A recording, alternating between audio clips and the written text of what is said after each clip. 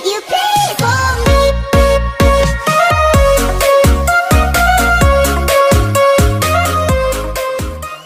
Materi proposal kelas 11. Sesuai dengan kompetensi dasar yang akan kita lanjutkan pada video kali ini, yaitu pada materi adapun materi kompetensi dasar materi video kali ini adalah KD 3.13, yaitu menganalisis isi, sistematika, dan kebahasaan suatu proposal. Dan KD 4.13 yaitu merancang sebuah proposal karya ilmiah dengan memerhatikan informasi, tujuan, dan esensi karya ilmiah yang diperlukan. Seperti apa pembahasan dalam video kali ini? Mari kita cermati video berikut. Yang pertama, kita bahas mengenai alur pembahasan pada video ini, yaitu adalah mengidentifikasi, membuat, dan mempresentasikan. Apa saja bagian-bagiannya? Lalu kita cermati. Yang pertama adalah isi, kemudian yang kedua adalah sistematika, dan yang ketiga adalah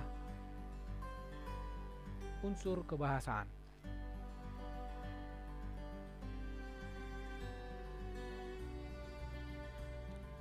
Proposal.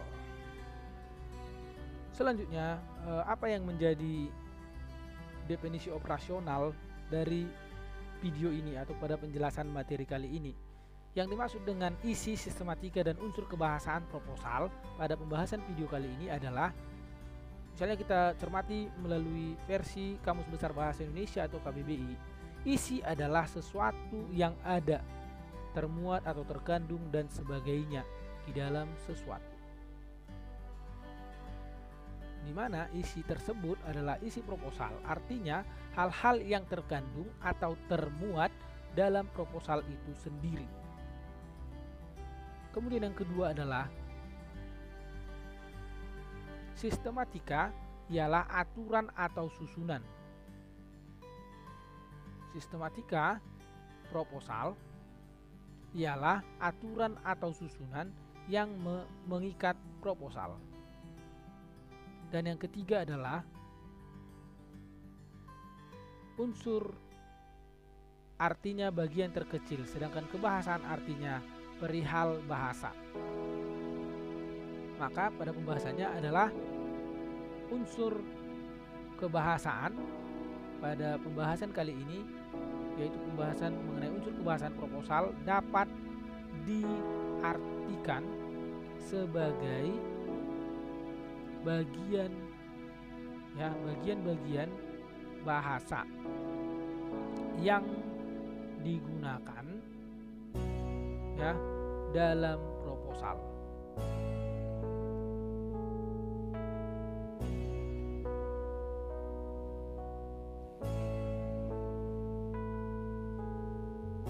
Ya, tentu ada harapan kita di balik pembahasan materi ini, yaitu harapan mendasar yang menyertai materi ini, yakni adalah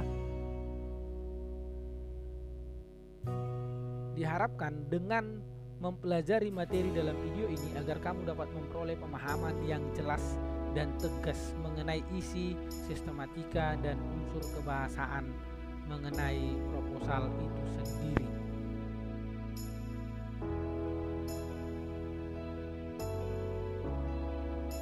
Ya, mari kita lanjutkan mengenai pembahasan inti video kita pada video kali ini. Yang pertama adalah mengidentifikasi, yaitu isi, sistematika, dan unsur kebahasaan proposal.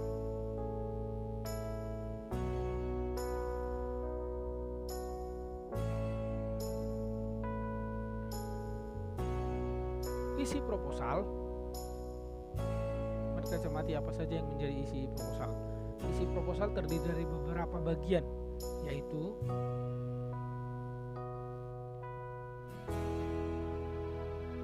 misalnya bisa dia berupa proposal kegiatan. Ya, berarti di sana harus termuat, yang pertama adalah pendahuluan yang memuat latar belakang dan tujuan kegiatan. Kemudian yang berikutnya atau yang kedua adalah nama, tema, dan jenis kegiatan. Kemudian yang ketiga adalah peserta kegiatan. Kemudian yang keempat adalah waktu dan tempat pelaksanaan kegiatan. Kemudian yang kelima adalah struktur kepanitiaan kegiatan. Kemudian yang keenam adalah dana dan sumber dana.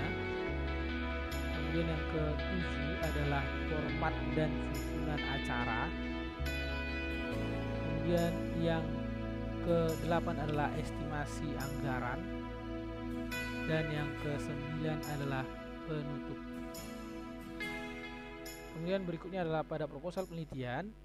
Ya, tentu unsur-unsurnya berbeda atau lain dari proposal kegiatan. Yang pertama adalah latar belakang masalah. Kemudian yang kedua adalah rumusan masalah.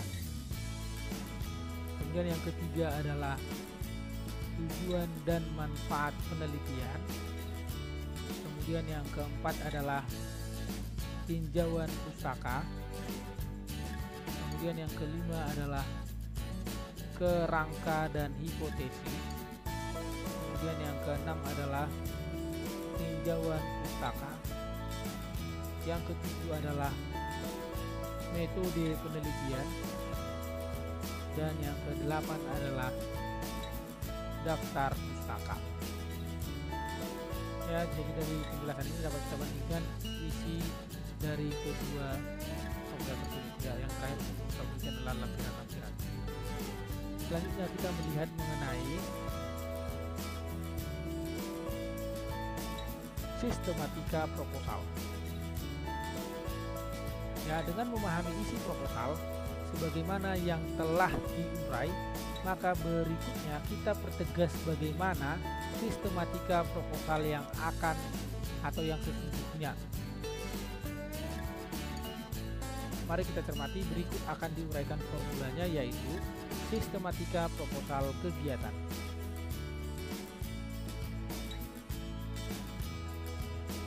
Yang pertama adalah sampul proposal. Kemudian yang kedua adalah pendahuluan, bisa memuat latar belakang dan tujuan kegiatan. Kemudian yang ketiga adalah nama kegiatan. Selanjutnya yang keempat adalah tema kegiatan. Yang kelima adalah jenis kegiatan. Kemudian berikutnya yang keenam adalah peserta kegiatan. Yang ketujuh yaitu waktu dan tempat pelaksanaan kegiatan. Selanjutnya yang kedelapan adalah format kegiatan. Berikutnya yang ke-9 adalah susunan acara kegiatan. Yang ke-10 adalah estimasi kebutuhan anggaran kegiatan. Dan yang ke-11 berikutnya adalah dana dan sumber dana kegiatan. Yang ke-12 adalah penutup.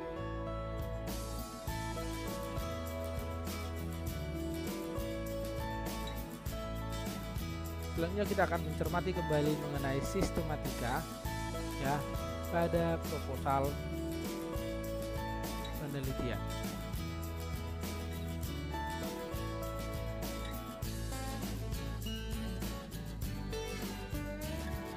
Yang pertama tentu masih sama dengan proposal kegiatan, yaitu sampul proposal. Yang kedua adalah daftar isi. Berikutnya yang ketiga adalah pendahuluan yang berisi latar belakang masalah, rumusan masalah, tujuan penelitian, dan manfaat penelitian. Selanjutnya yang ke bagian yang keempat yaitu tinjauan pustaka yang berisi kajian teori, kerangka teori, dan hipotesis. Selanjutnya yang kelima adalah metodologi penelitian yang memuat antara lain metode penelitian, teknik pengumpulan data, dan teknik analisis data. Kemudian yang terakhir atau yang berikutnya adalah daftar pustaka. Dan jika perlu bisa kita buat mengenai lampiran-lampiran.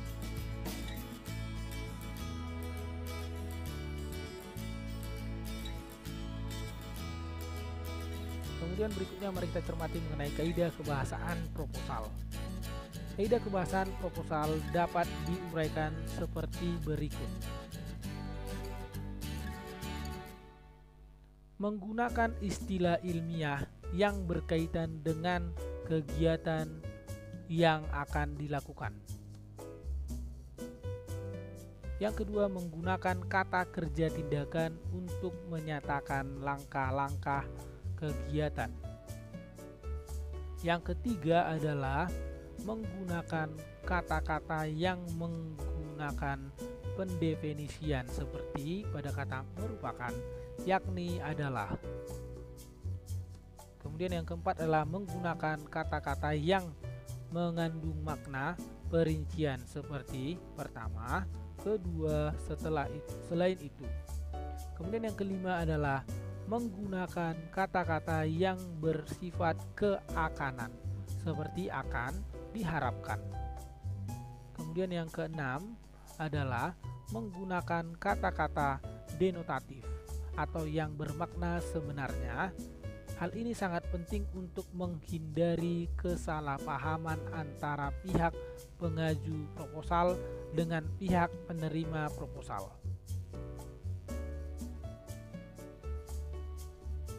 Selanjutnya yang kita bahas pada pembahasan berikutnya, bagaimana membuat proposal. Hal apa saja yang perlu diperhatikan dalam pembuatan proposal? Tentu hal-hal yang pertama yang perlu kita cermati setelah mengidentifikasi dan memahami isi, struktur, dan unsur kebahasaan proposal, maka tentu bukan lagi menjadi hal yang rumit dalam proses pembuatan proposal. Mengapa bisa demikian?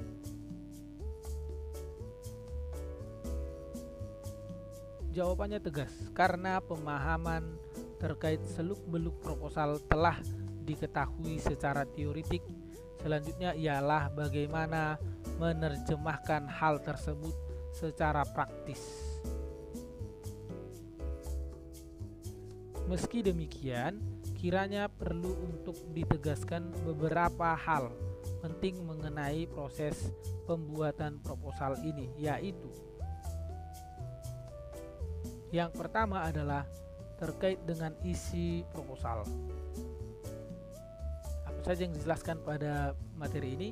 Isi proposal tentu harus sinkron atau saling terkait antara poin yang satu dengan poin yang lain.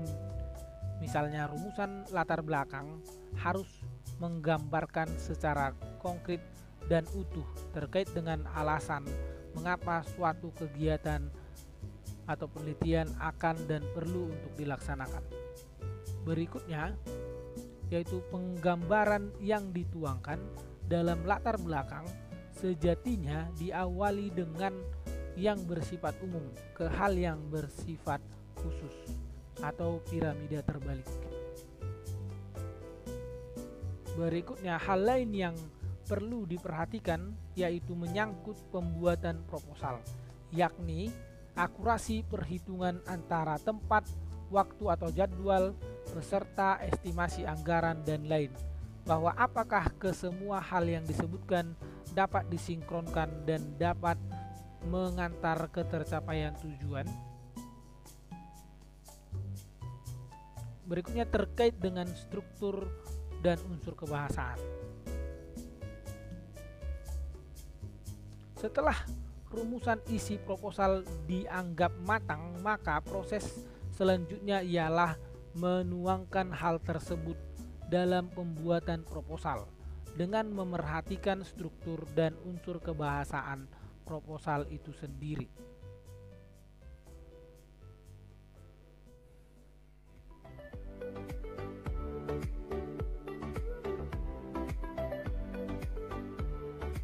Mari kita coba pembahasan berikutnya, yaitu mempresentasikan proposal.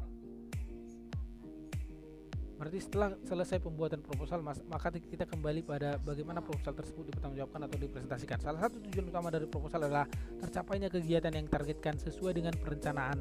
Untuk sampai pada tujuan tersebut, maka jelas dibutuhkan kerjasama dari berbagai pihak. Lebih khusus lagi adalah pihak yang menjadi target proposal itu.